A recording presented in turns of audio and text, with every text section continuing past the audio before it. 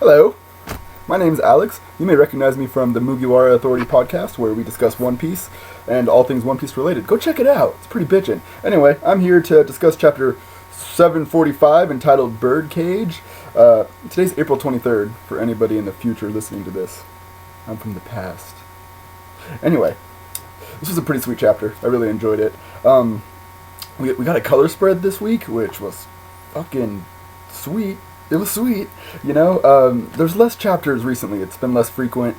So whenever we get something like a color spread, it feels special. It feels like a little gift that Oda gives us, which I just get all excited about it. Now, I'm a self-proclaimed Nico Robin fanboy. I'm a bigger fan of Robin than you are, probably, by a lot.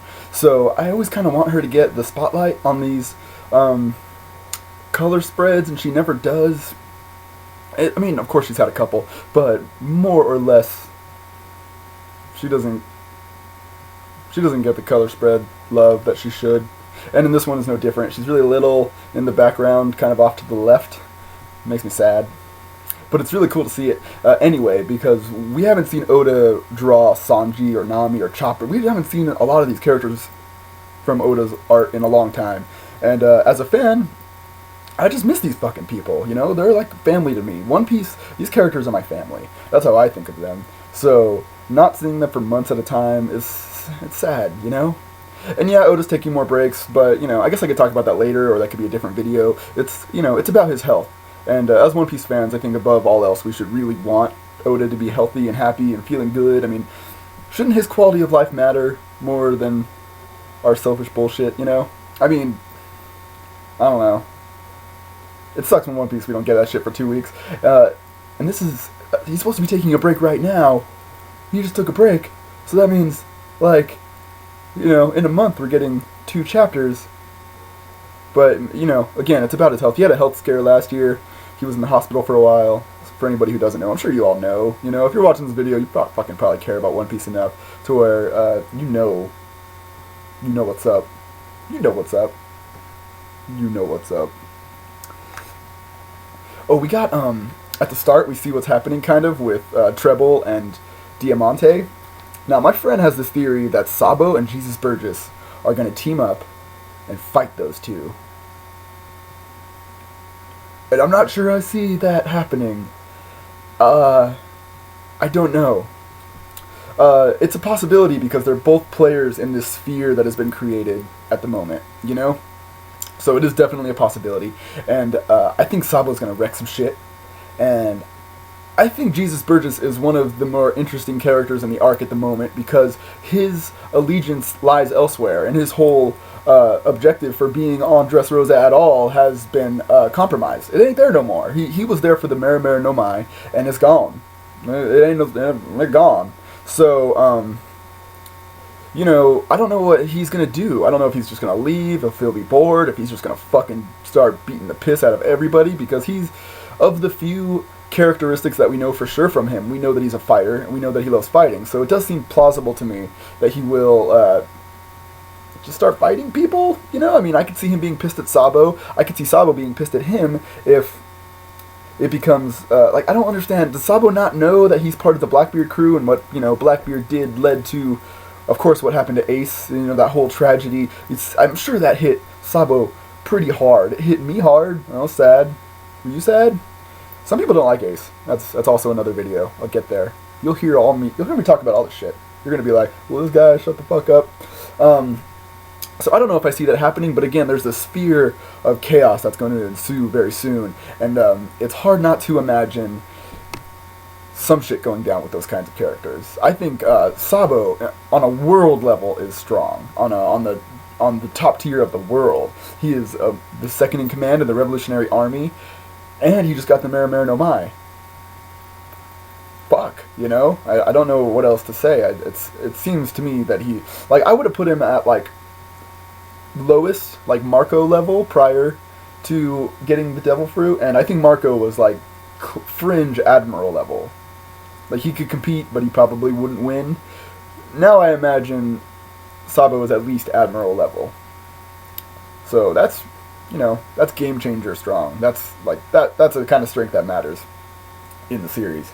And I think Jesus Burgess is probably very powerful himself.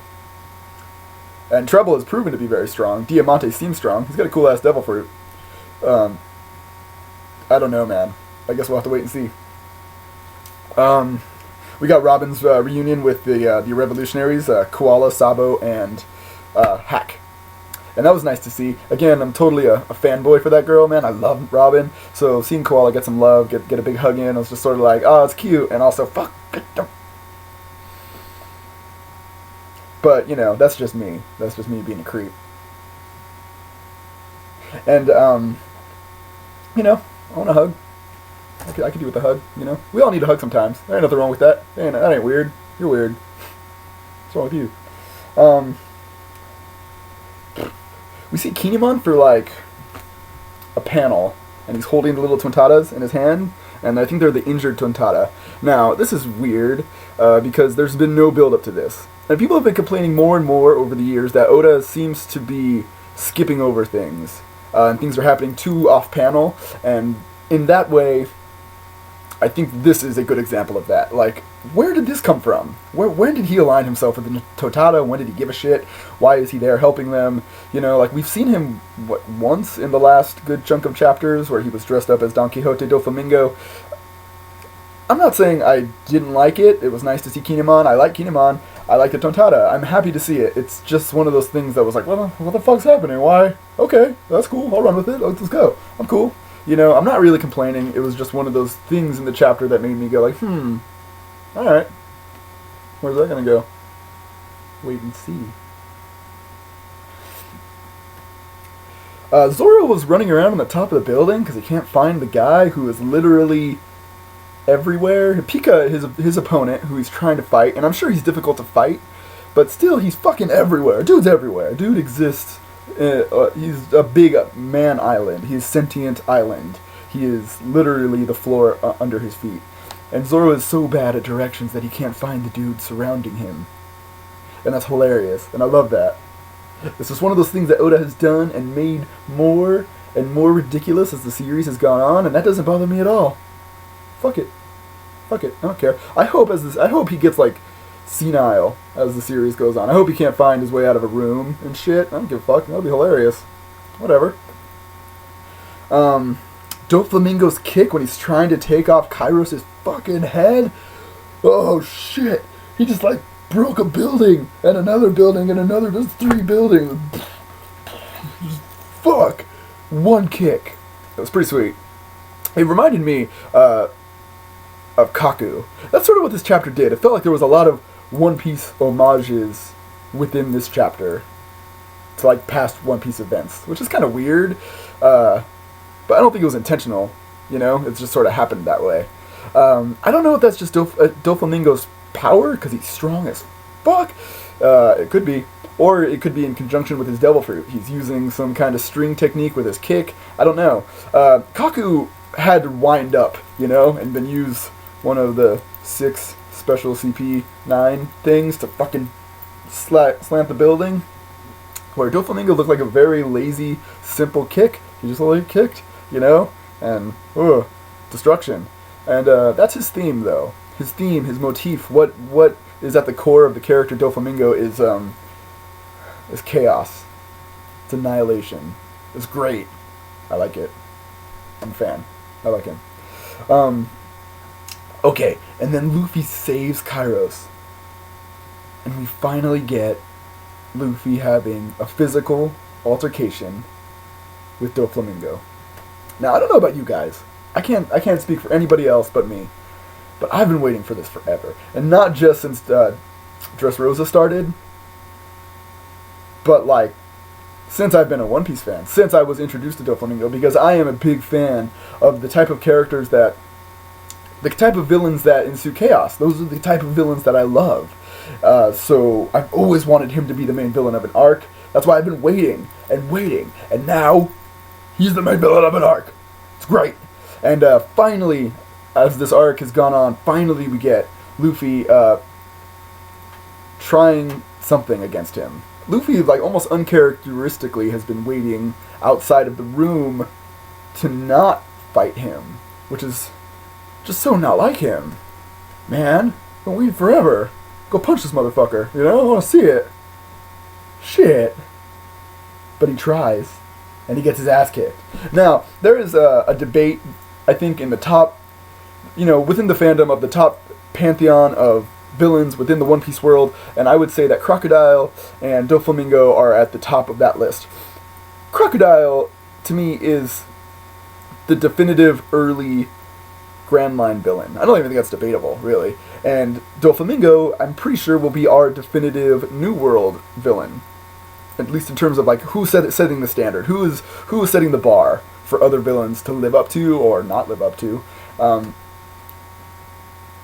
in terms of first interactions, Crocodile wins. Crocodile left Luffy for dead. And Doflamingo, I mean, he won casually, but Luffy's okay. He's going to keep fighting, So it's one of those things where I don't feel like it was as strong a scene as it could have been, but it's just building to a bigger climax, to a bigger crescendo. We're getting more, because this arc felt like it might be winding down soon, like we're going to hit the climax and then falling action pretty soon. But I feel like now, with Pika doing what he's doing, and of course Birdcage, I feel like we're getting more chapters out of this. And I'm not complaining, I'm happy with that. We're getting some shit. Birdcage is interesting. I guess a lot of people on the Arlong Park forums kind of figured it out before it happened. I did not. But it doesn't surprise me. Was he using his clone to, build the Birdcage?